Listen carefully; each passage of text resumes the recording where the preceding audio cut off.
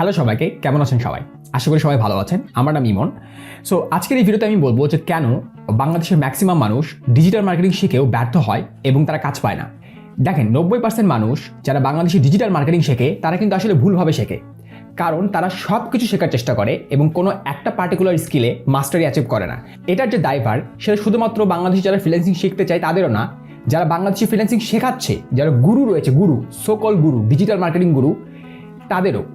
কারণ আপনি যদি বাংলাদেশে অনেক কোর্স দেখেন তাহলে আপনি দেখতে পারবেন যে বাংলাদেশের ম্যাক্সিমাম কোর্সে লেখা থাকে ডিজিটাল মার্কেটিং এবং গ্রাফিক ডিজাইন। এইটার কোর্স 6,000, 7,000, 8,000 টাকা দিয়ে তারা আপনাদের কাছে সেল করে। আবার অনেকে ডিজিটাল মার্কেটিংয়ের সাথে ভিডিও এডিটিংও যোগ করে। আরে ভাই, ডিজিটাল মার্কেটিং কিন্তু একটা বিশাল বড় পার্ট।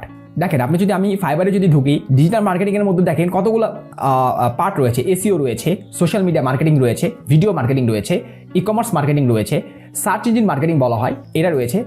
তারপর এখানে আমি যদি বলি ইমেল মার্কেটিং রয়েছে, পেইড সোশ্যাল মিডিয়া যেটাকে বলা হয় পারফরমেন্স মার্কেটিং, এইটা রয়েছে। তো এইটারই তো একটা বিশাল বড় পার্ট। এর সাথে তারা আবার কি করে, তারা আবার ভিডিও এডিটিংও যোগ করে। মানে যেটা শিখছি সব কিছু শেখাবো, এখন কাজ পাওয়া না পাও, সিম্পল। মাস্টারি অ্যাচিভ করার দরকার নাই। হাতুড়া ডাক্তারের মতো সব কিছু তারা আপনাদেরকে শেখায়। হাতুড়া ডাক্তার কি করে? সে কখনো ডায়াবেটিস টেস্ট করে, কখনো ব্লাড প্রেশার টেস্ট করে, আবার কখনো সে গলার প্রবলেম হলো, আপনি যদি কোনো হাতুড়া ডাক্তারের কাছে যান, সে হাতুড়া ডাক্তার আপনাকে চিকিৎসা দিয়ে দিবে। কিন্তু আপনি যদি কোনো স্পেশাল ডাক্তারের কাছে যান, যিনি স্পেশালাইজড, তিনি কিন্তু যে ডায়াবেটিস টেস্ট করে সে কিন্তু আপনার গলার চিকিৎসা করবে না, ঠিক আছে? সে কখনোই করবে না, কারণ সে স্পেশালাইজড। এবং একজন স্পেশালিস্ট মানুষ সবসময় কিন্তু টাকা বেশি উপার্জন করে হাতুড়া ডাক্তারের থেকে। সো আপনি যদি হাতুড়া ডিজিটাল মার্কেটার হন, ঠিক আছে, ওই রকম হাতুড়া ডাক্তারের মতো যে আপনি সব কিছুই পারেন কিন্তু আপনি কিছুই পারেন না, তাহলে কিন্তু আপনি ক্লায়েন্টকে রেজাল্ট দিতে পারবেন না। 2026 সালে কিন্তু ক্লায়েন্টের রেজাল্ট চাই। আপনি যদি ক্লায়েন্টের রেজাল্ট না দিতে পারেন তাহলে কিন্তু ক্লায়েন্ট আপনার সাথে লং টার্মে কাজ করবে না। হ্যাঁ, আপনি ওই সোকল ডিজিটাল মার্কেটিং শিখে কিছুদিন ক্লায়েন্টকে সার্ভিস দিতে পারবেন, বাট যখন ক্লায়েন্ট দেখবে যে আপনি তাদেরকে প্রপারলি সার্ভিস দিতে পারছেন না, বা তাদেরকে লিড জেনারেশন করে দিতে পারছেন না, সেল জেনারেট করে দিতে পারছেন না, তখন কি করবে? তারা আপনাকে ফায়ার করবে। এবং আপনি কিন্তু একজন হাতুড়া ডিজিটাল মার্কেটার হয়ে বেশি দিন এই মার্কেট প্লেসে, অ্যাটলিস্ট 2026-এ যেখানে এআই চলে আসছে, সেখানে কিন্তু আপনি সার্ভাইভ করতে পারবেন না। সো আপনাকে যদি সার্ভাইভ করতে হয়, আপনি যে কোনো একটা পার্টিকুলার ফিল্ড ধরতে হবে এবং সেই ফিল্ডে আপনাকে ভালোভাবে দক্ষ হতে হবে। যেমন আপনি যদি ডিজিটাল মার্কেটিং শিখতে চান, আপনি যে কোনো একটা পার্টিকুলার ফিল্ড ধরতে পারেন। আপনি এসইও শিখতে পারেন, অথবা আমি যেখানে কাজ করি, সোশ্যাল মিডিয়া মার্কেটিং এবং ভিডিও মার্কেটিং। আপনি যদি শুধুমাত্র সোশ্যাল মিডিয়া মার্কেটিংয়েও যান, তাহলে আপনি দেখতে পারবেন যে সোশ্যাল মিডিয়া মার্কেটিংয়ের মধ্যে কিন্তু অনেক পার্ট রয়েছে। সোশ্যাল মিডিয়া ম্যানেজমেন্ট রয়েছে, যেখানে আমরা ক্লায়েন্টের বা সোশ্যাল মিডিয়া ম্যানেজ করে থাকি মান্থলি বেসিসে।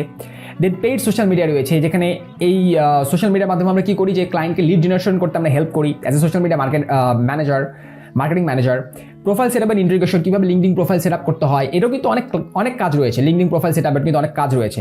এছাড়াও সবচেয়ে বড় জিনিস হলো সোশ্যাল কন্টেন্ট ক্রিয়েশন, কীভাবে আপনি সোশ্যাল মিডিয়া পোস্ট ডিজাইন করতে পারেন, রিলস ক্রিয়েট করতে পারেন ক্লায়েন্টের জন্য, সোশ্যাল মিডিয়া স্ট্র্যাটেজি কীভাবে বানাতে পারেন, কন্টেন্ট স্ট্র্যাটেজি। এইগুলো সম্পর্কে ম্যাক্সিমাম গুরুরা কথা বলে না, যে কন্টেন্ট স্ট্র্যাটেজি আবার কি। কন্টেন্ট স্ট্র্যাটেজি হলো যে আপনি কিভাবে কোন কন্টেন্ট ক্লায়েন্ট দিলে, ঠিক আছে, আপনার ক্লায়েন্টের সোশ্যাল মিডিয়া গ্রো করবে, সেই ধরনের আপনাকে একটা স্ট্র্যাটেজি তৈরি করতে হবে। শুধুমাত্র গ্রো না, ক্লায়েন্ট চায় এখন লিড জেনারেট করতে। আপনি যদি না জেনারেট করে দিতে পারেন কন্টেন্টের মাধ্যমে, তাহলে কিন্তু আপনি একজন প্রপারলি সোশ্যাল মিডিয়া স্ট্র্যাটেজিস্ট না। সো আপনাকে সোশ্যাল মিডিয়া স্ট্র্যাটেজি শিখতে হবে। শুধুমাত্র আপনি ম্যানেজমেন্ট করলেন আর পোস্ট ডিজাইন করলেন, হয়ে গেল, এরকম বিষয় কিন্তু এখন আর নাই, ঠিক আছে? এছাড়াও আপনি যদি পারফরমেন্স মার্কেটার হন, ফর এক্সাম্পল আপনি যদি খুব বেশি স্পেশালিস্ট হন ফেসবুক অ্যাডস, গুগল অ্যাডস, দেন হলো টিকটক অ্যাডস, তাহলে আপনাকে ক্লায়েন্টকে সেল জেনারেট করে দিতে হবে। তো আপনাকে এই পার্টগুলোর মধ্যে যে কোনো একটা পার্টিকুলার পার্টের একটা দক্ষ হতে হবে। এবং আপনি যদি মনে করেন আমি ডিজিটাল মার্কেটিং শিখবো না, তাহলে আপনি ভিডিও এডিটিং শিখতে পারেন। ভিডিও এডিটিংয়ের মধ্যে অনেকগুলো জিনিস আছে, যেমন আপনি YouTube long form video editing শিখতে পারেন, অ্যাডস এডিটিং শিখতে পারেন, আপনি সোশ্যাল মিডিয়া ভিডিওস যেগুলো রিলস বলা হয় সেগুলো আপনি এডিটিং শিখতে পারেন, অথবা আপনি গ্রাফিক ডিজাইনও শিখতে পারেন। গ্রাফিক ডিজাইনের মধ্যে কিন্তু অনেকগুলো পার্ট রয়েছে। কিন্তু আমি শুধুমাত্র একটা কথাই বলতে চাই, যে আপনি যেটাই শেখেন না কেন, যে কোনো একটা পার্টিকুলার ডোমেইন ধরেন, নট সব কিছু। এই গুরুদের মতো যারা আপনাদেরকে শেখায় ডিজিটাল মার্কেটিং এবং গ্রাফিক ডিজাইনের কোর্স, ডিজিটাল মার্কেটিং এবং ভিডিও এডিটিংয়ের কোর্স, ভাই সবই শেখায়। ডিজিটাল মার্কেটিংয়ের মাধ্যমে কি শেখায়? শুধুমাত্র কি করে, ফেসবুক পেজ সেট আপ করা শেখায়, ইউটিউব এসইও শেখায়, আর কি শেখায় আমি দেখেছি অনেক জায়গায়, যে শুধুমাত্র ওই কীভাবে অ্যাড রান করতে হয় সেটা শেখায়, বাট অ্যাড অপটিমাইজেশন কী করে করতে হয় সেটা কিন্তু সেটা শেখায় না। As simple as that.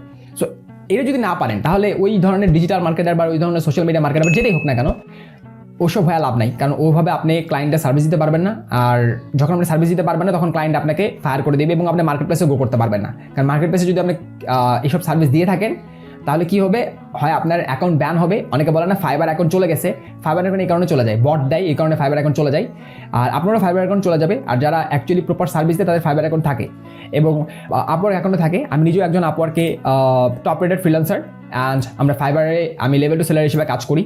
So যেহেতু আমার প্রোফাইল থাকে সেহেতু অনেকেরই প্রোফাইল থাকে যদি আপনি প্রপারলি সার্ভিস দিয়ে থাকেন। সো আশা করি আপনি বুঝে গেছেন যে কেন ডিজিটাল মার্কেটিং শিখে আপনি বাংলাদেশে 90% মানুষ ব্যর্থ হয়।